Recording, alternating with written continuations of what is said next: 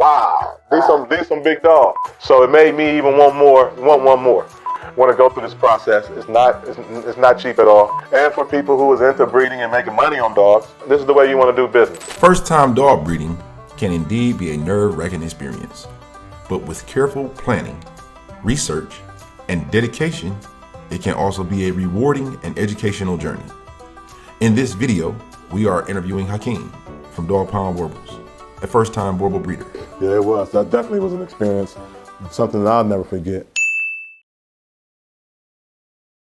My name is Hakeem with Dawg Pound Boerboels, the owner of 5 beautiful barbarian. In my past, I've always loved dogs, all the way back to the pit bull area of dogs. Born and raised around pit bulls, moved into Chinese Shar-Peis, beautiful, smart dog. Didn't want to do Cane Corso because the Cane Corso is, everybody has the Cane Corso now. So I said, what could be the next best thing or better than the Cane Corso? First person I seen was this guy named Boerboel King Jordan, Exotic Boerboels. Met this brother met me in a park. Let me tell you, he had about, I don't know, looked like it was 50 dogs, but he probably had about 5 dogs running loose off the chain. I met him in a big park. And I seen these big old dogs come running up. I'm like, first thing I say to myself, yeah, I want me one of them. I want me one of them. And he educated me on the dog. Showed me so many, the looks of the dogs that he had. He had them all off the chain, running loose, telling me, hey man, you see how this dog stay close to me? He's being real protective of me. Right. He's breaking the whole, when I left from over there, I was like, man, I called somebody, I was like, yeah, he said, this is why this dog is being so close to me, because it's the love that he have, So I was just like, man, this is the dog I want. This is my next dog. Wow, these are some big dogs. These are some very, very big dogs. And they was athletic. They running around, and it was a very beautiful situation. So it made me even want one more. And I just, I felt like that's what I had to have. I wanted me a Boerboel. So until I was able to, get my money right in order to purchase this beautiful, because it ain't no cheap dog neither. It's a beautiful dog, but it ain't a cheap dog. Right. And that just ain't with just buying the dog, but taking care of it, feeding it, and the love they have, man. They're a big dog, but gentle dog. I don't care what the wife say, I'm putting the dog in the house. This dog about to be in the house, this about to be the in-house dog.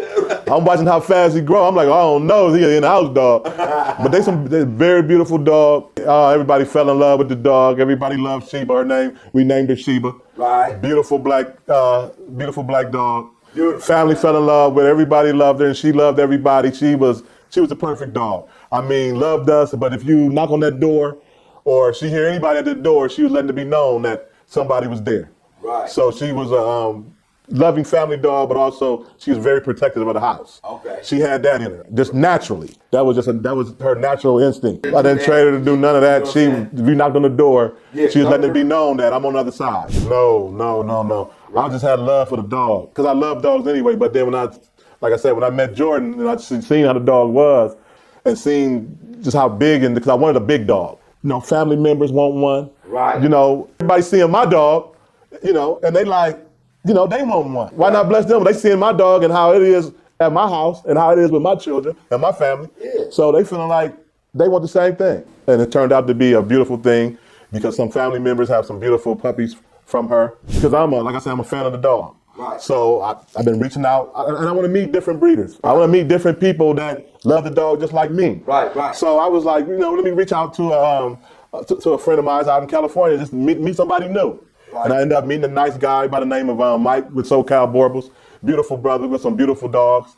And just went out there and networked with him and seen some of the beautiful dogs he had. And I said, why not bring a dog from California to Ohio? Right. So and we worked on that, and that became a successful situation also. You know how the internet can lie. Right. You can say this is your 180-pound dog, but you say it's 200 pound dog, but you got to go out there. Sometimes you got to see it for yourself. So we ended up what we did to breed our dogs together. We did we had the semen basically overnighted. Right. You know what I'm saying? We did frozen actually, and they do it right overnight. They put it in, they freeze it and put it in some type of case, I guess, I don't know. Send it in the mail to Northview Animal Clinic. Very high end. They have their own, swimming pool inside the place for treatment. So yeah, so we had it flown. It came right on into there. Right. And we did a TCI. And so once she's ready, they have it right there, ready to go. Right, did the TCI and injected her. And it's not a cheap process. So anybody out there, if you want to go through this process, it's not cheap at all. Yeah, I'm doing everything that a top-notch animal clinic will tell you to do, Right. so you don't mess nothing up. So everything go A1. Right. As far as taking progesterones till they feel like she has a 10, 12. They want to make sure everything is at the right levels. 3 progesterones and the TCI. Right. So, twice. And then you're paying for X-ray, you're paying for ultrasound, then you're paying for C-section. If you decide to go C-section. I had probably at least,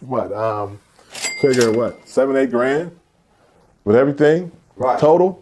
Right. I mean, from start to finish, just to make this happen. This is get the 13 puppies in this world. So, I wasn't thinking about that at the time, but I mean, it was a special moment for me because this was my first litter. This is my baby's first litter. I spoke with other high-end Boerboel breeders, and I asked them what they did and how they went about it.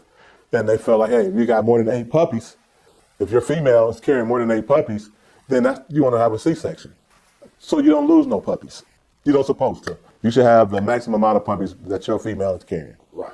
And for people who is into breeding and making money on dogs, they saying that, hey, this is the way you have more dogs and you make more money because you're keeping more dogs. This is the way you want to do business. So you had a C-section, everything goes well. She has about 13 puppies. Once my female came off the anesthesia, then it was a different story. Now she realized, well, look here, I have puppies. Where these people come from? That's how it seemed like to me. I let her out at least 2 times. Let her out to use the bathroom. And she went up under my 20-foot trailer and was digging like she was nesting. She did that at least twice. So that let me know that she didn't realize that she had puppies. Because she was outside, she's digging. She's up under my trailer, 20-foot trailer. Right. She did that multiple times, went out there and would dig. Like she's looking for a place to have the puppies. Okay. So it threw her all the way off. First time her psyche, everything. It threw her all the way off. So I'm just like, what can I do to get her to realize these are her puppies? Because maybe when she was in the whelping box, she was digging in the whelping box. She didn't want nothing to do with the puppies. I had to take over. Okay. And eventually it got to a point where I had to feed the puppies because she didn't want to, be bothered really, not at all. So she's drowsy, still she's cut open, so she's really not herself, she's still, So by the time that 3rd day come, now she got a little pep in her step and she realized that she got these puppies. She didn't want anything to do with them, really, not at all. We were literally fighting in the whelping box, and I know this dog loved me, and I love her, Right. but we was literally Wrestling. Yeah, we was fighting in there. Right. I'm trying to show her how to be a mother. I'm up all day, all night. Business shut down. Right. Can't even run my business because I'm taking care of puppies and trying to sleep and still answering the business phone. I don't want to lose these 12, 13 puppies I had. Right. At the end of the day, not just because I don't want to lose them, because they're looking so beautiful, because it was a beautiful litter. I had 2 blues and such a variety of colors in this litter. So I'm like, it was something special to me. Right. It was very special to me. There's nothing like losing a puppy. Nah, man, yeah, lost a lot of puppies. Lost my first puppy, black puppy, beautiful big puppy too. I was so mad. Couldn't understand. I bring the puppy and I just hold the puppy in my hand like, I just couldn't believe it. But at the end of the day, it's a life. You know what I mean? It was a life, and it's gone. And I was just like, man, I ain't losing another puppy. This is, I don't want to feel like this again. Yeah, I'm just doing everything. Me, my kids coming up, trying to. We all having shifts, bottle feeding, trying to keep these puppies alive because she really didn't really want anything to do with them. I'm taking the puppies out to Northview Animal Clinic to figure out why. Why am I losing these? What's going on? Right. Because after so long, after about a week, I would say, she started clicking in. Right. She started figuring out that I am a mommy. And they're telling me bacteria infections and, they're trying to figure out what's going on. They're going to send samples to Ohio State to test, what's going on because I'm losing puppies. That's the best you can do. Yeah. And that's all you can do. That's the truth. That's all you can do is worry about the ones that's alive and be thankful for them. After 10 puppies was gone, They told me it was some type of a bacteria infection. But the weirdest thing out of all of this is I have 2 survivors. It so happened to be a boy and a girl, survived out of that whole litter, out of 12 puppies. They're the foundation. So I had plenty of opportunity to sell the 2 puppies that I did have, but I said, nah, these are survivors. Right. These are survivors out of all these puppies that I lost. These last 2, black female, beautiful tan male. And I said, I had opportunity to sell them. And I said, no, I want to keep them. And they part of the family now. Yeah, it was. That definitely was an experience, something that I'll never forget. Zinga was my second female that I purchased for the Dawg Pound Boerboels. Jason from Savage Kingdom Boerboels. Right. And I had talked to him for probably a couple of months. Okay. Just stayed in touch with him. And I wanted to go out there and I wanted to meet him. I wanted to see Barack. I wanted to, this time I wanted to do something different because my last female, I had her shipped to me. Right. I didn't even go see the dog. I just had the dog shipped to me.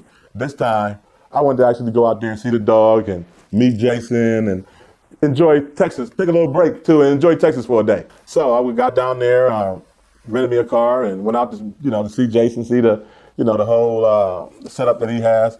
Beautiful, beautiful situation he has going on. He showed me some beautiful puppies, man, and that was my second purchase of a Boerboel. And I love her eyes, man. Everybody, when you see her, they see her eyes and they just go crazy about her eyes because they make her look human. And my main thing was I wanted to bring something to Zinga that I felt like that was going to be well respected. A dog that was going to bring out some beautiful puppies. I was looking for something legendary, something you'll never see again type deal. So because I felt like my female Zinga, she's a beautiful dog. Just recently been appraised at the appraisal shows with different groups. If you get lucky enough to get one of these beautiful puppies, I just think you can't go wrong. You can't go wrong. They're great. Zinga, her attitude, she's a beautiful dog, loving dog.